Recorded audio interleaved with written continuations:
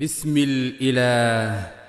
su ma dellusee di defaat samay bataaxal di ko jëmale ci maam Xalifa Ñas mbokk warulaa jaaxal maam suñu diggante gisuma lenn lu ma ko mën a yàqal ndax dama gisul ci àdduna lenn lu ma la dàqal lépp lu ma nara songu ci safaan maam yaay ki ma koy daxal féeg maa ngi ànd ak yow maam gisuma lenn lu ma fiy jaaxal am la rekk maam koom la bu kenn la dul jeexal sama ceeñeeru cofeel di tàkk sama xol ni dañu fa jalxal sama garabu cofeel ku koy jéema gor danga umpale rekk la ko fa saxal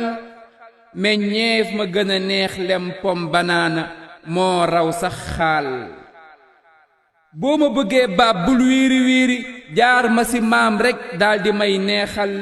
lu ma mer mer boo ma tuddalee maam ci saasi rekk ma daldi féexal maam xuus nga sa gadoron ba juróom ñetti fukk perkaal ba gën nga ko weexal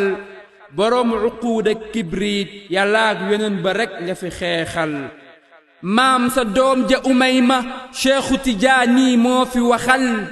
diine ba mu nammeetu mu rànke caaxaan yi moo ko fi toxal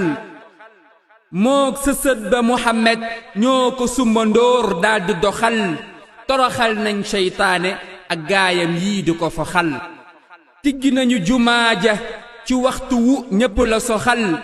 waxtu juróom yaag naafila ya xadara ba sax ña ngay doxal maam yaa màbb sama néegu ñax ba noppi daldi ma taaxal yaa sànk sama ñaaw téef ya ba noppi ni ma baaxal doy na ma rekk ma doon taalibe sa ron ba kerek may jeexal sama dund gi soxlawuma muqaddam mbaa sax ku ma seexal